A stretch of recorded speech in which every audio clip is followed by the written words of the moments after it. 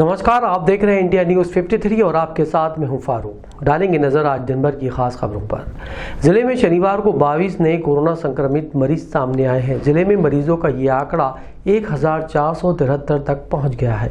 जिले में शनिवार को 22 नए कोरोना संक्रमित मरीज सामने आए हैं। अब जिले में संक्रमित मरीजों की संख्या बढ़कर 1473 तक पहुँच गई है, जिनमें से 1273 मरीज स्वस्थ हो चुके हैं। फिलहाल 170 मरीज एक्टिव बताए जा रहे हैं। बीती रात निगम आयुक्त के एक पारिवारिक विवाद का मामला उस वक्त सामने आ गया जब कथित रूप से पत्नी को उन्होंने घर से बाहर खड़ा कर दिया। बताया गया है कि महिला ने सहायता के लिए पुलिस से भी संपर्क किया। निगम आयुक्त का पारिवारिक विवाद घर से उस वक्त बाहर आ गया जब निगम आयुक्त ने अपने पारिवारिक विवाद के चलते पत्नी को घर से बाहर कर दिया, जिसके बाद पत्नी कई घंटों तक बाहर खड़ी रही। इतना ही नहीं, ये मामला लालबाग थाने पहुंचा, जहां से निगम आयुक्त की पत्नी को थाना प्रभारी द्वारा समझाइश देकर वापस किया गया। इसके बाद निगम आयुक्त की पत्नी घर के बाहर खड़ी रही। इसे देखते हुए एसडीएम काशीनाथ बड़ोले के परिवार ने निगम आयुक्त की पत्नी को सहारा दिया और अपने घर में रखा, जिसके बाद सुबह वे उनके घर से रवाना हो गई। वो अपने घर रवाना हो गए। जब मीडिया ने उनसे बात करनी चाहिए तो उन्होंने कुछ भी कहने से इनकार कर दिया। गौरतलब है कि बीती रात को मीडिया में आने के बाद इस मामले में और तूल पकड़ लिया। इस पूरे मामले में सुबह निगम आयुक्त तो भगवान दास भूमरकर लालबाग थाने पहुंचे, लेकिन उन्होंने कहा कि यहां पर वे काम के सिलसिले में आए हैं।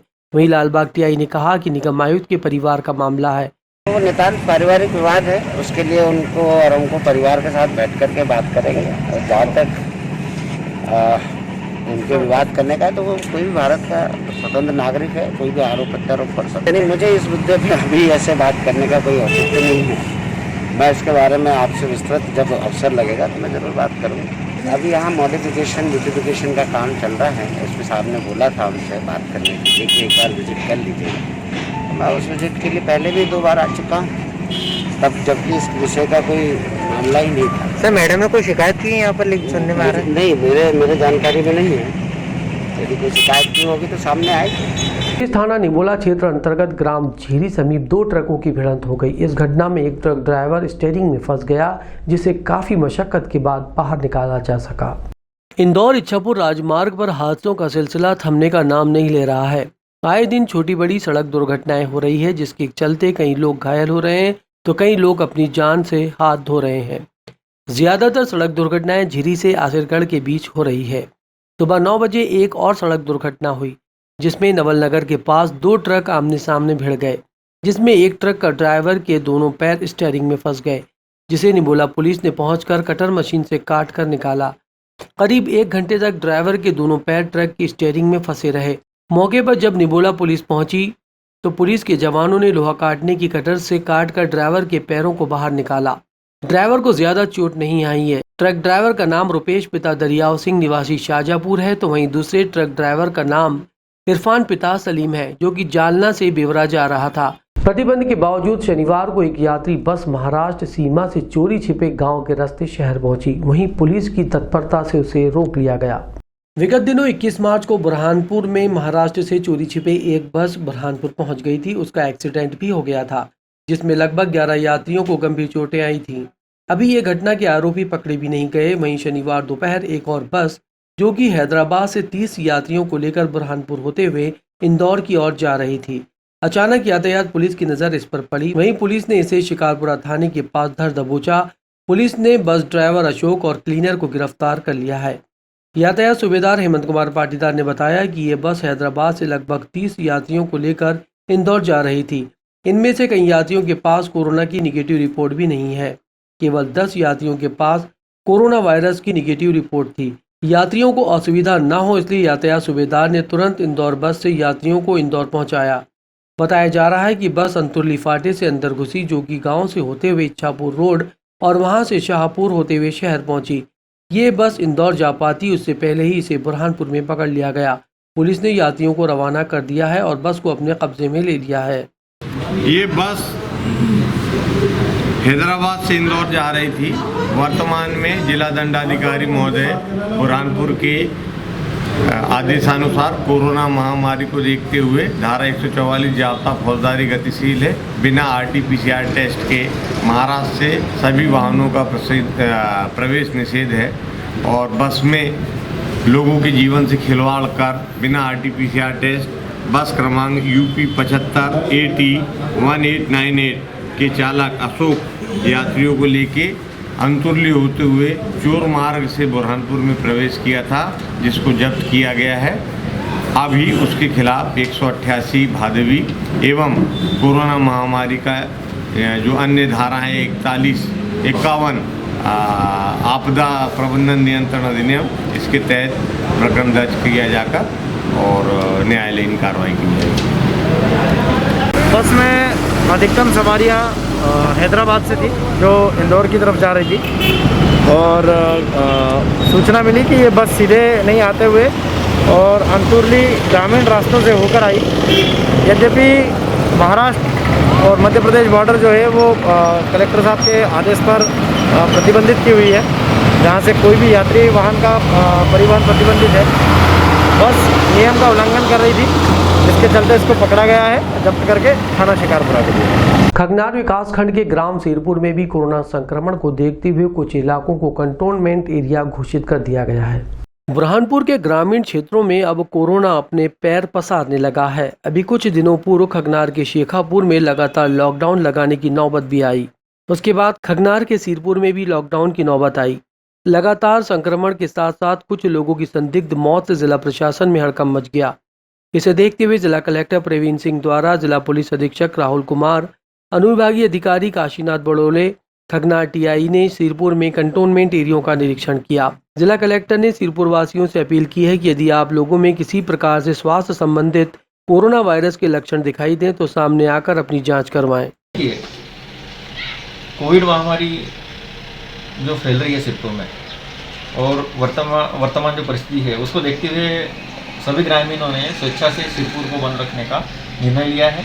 आने वाले 3 से 4 दिन तक सिरपुर बंद रहेगा, ऐसी यहाँ पर सहमति हुई है। और साथ ही सभी दुकानदारों ने भी सहमति जताई है कि हाँ, हम कोरोना को बढ़ने से उसकी चेन को तोड़ने में मदद करेंगे, उसको बढ़ने से रोकेंगे। फीवर क्लिनिक का क्या है कि इसका टाइमिंग जब तक लोगों की सर्दी खांसी वगैरह, जब तक यहाँ के लोगों के जो केसेस निकल रहे हैं तब तक लगा रहेगा, कंटिन्यू लगा रहेगा।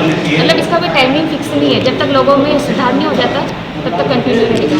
यहाँ पे 4000 से 5000 तक की टोटल जनसंख्या है सिरपुर में। और मौत हो चुकी है कोरोना पॉजिटिव से 6 लोगों की, अभी वर्तमान में 4 लोगों पॉजिटिव है।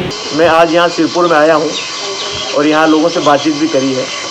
मेरा आप सबसे अनुरोध है कि यदि आपको सर्दी खांसी जुकाम के लक्षण हैं तो कृपया करके इसको छुपाए नहीं, इसको बता दें तो आपका समय पर इलाज चालू हो जाएगा। हमने डॉक्टर्स की टीम यहाँ पर लगा दी है। जो लोग उम्र में कम हैं और जिनको हल्के फुल्के के लक्षण हैं, थोड़ी सी सर्दी है, थोड़ा सा जुकाम है, बुखार है, तो ऐसे लोगों को हम अस्पताल नहीं भर्ती करने की सलाह देते हैं और वो लोगों का ट्रीटमेंट जो घर पे ही हो जाता है। इसलिए कृपया करके अपने लक्षण ना छुपाएं।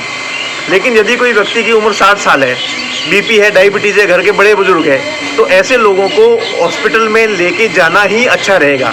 वहाँ पर हम लोगों के पास में पर्याप्त दवाई की व्यवस्था है और जो इंजेक्शन बाज़ार में प्राइवेट अस्पतालों में बड़ी बड़ी अस्पतालों में लग रहे हैं वो सारी सुविधाएं जिला अस्पताल में भी उपलब्ध करवाई है। और बल्कि सिरपुर के लोगों के लिए स्पेशल डॉक्टर की टीम को भी मैंने वहाँ निर्देश दिया कि सिरपुर गांव से कोई भी जिला अस्पताल पहुँचेगा तो उसका बहुत ही VIP तरीके से प्रॉपर ट्रीटमेंट किया जाएगा। आप लोग आश्वस्त रहिए, विश्वास करिए और अपने लक्षणों को छुपाइए मत, क्योंकि यदि आप छुपाएंगे तो बीमारी बढ़ती जाएगी और यदि आप लक्षणों को छुपा रहे हैं तो आप ये मान के चलिए ये धोखा आप अपने आप को स्वयं को दे रहे हैं। इससे जो है जिला प्रशासन को कोई वो नहीं है कि जिला प्रशासन को धोखा मिल जाएगा। हमारा उद्देश्य ये है कि आपका सही इलाज हो, समय पर इलाज हो, ताकि पूरे गांव जो है स्वस्थ हो सके और कंटेनमेंट जोन से मुक्त हो सके। धूलकोट क्षेत्र के माफी फालिया में एक आदिवासी के मकान में कथित रूप से शॉर्ट सर्किट के चलते अचानक आग लग गई। इस आग में पूरा मकान और सामान जल गया।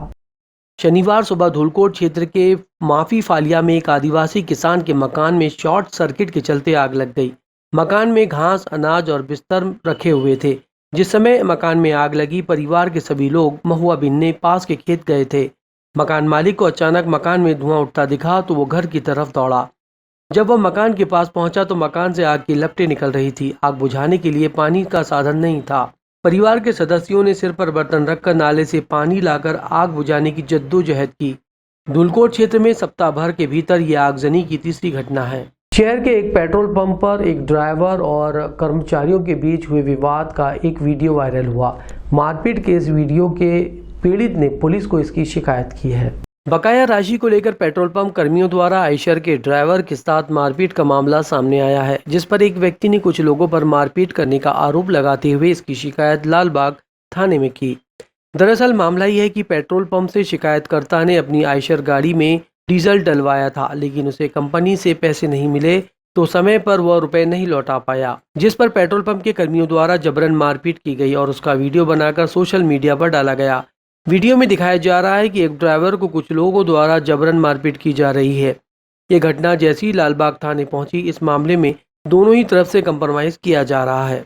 शहर से लगे जम्मू पानी क्षेत्र स्थित एक मंदिर में दर्शन के लिए गए न्यायाधीश कुछ बंदरों के बीच बैठ गए और उन्हें बिस्किट खिलाया, जिनका ये वीडियो वायरल हुआ है। सतपुड़ा की ऊंची पहाड़ियों पर स्थित उमरदेव मंदिर के दर्शन करने के लिए न्यायाधीश पहुंचे। दरअसल बुरहानपुर से 50 किलोमीटर दूर ऊंची पहाड़ियों पर बसा ग्राम जम्मू पानी में उमरदेव मंदिर है, जहां पर न्यायाधीश नरेंद्र पटेल अपने परिवार के साथ पहुंचे तो बीच रास्ते में उन्हें काफी संख्या में बंदर दिखाई दिए। इस दौरान उन्होंने बंदरों को बिस्किट खिलाए।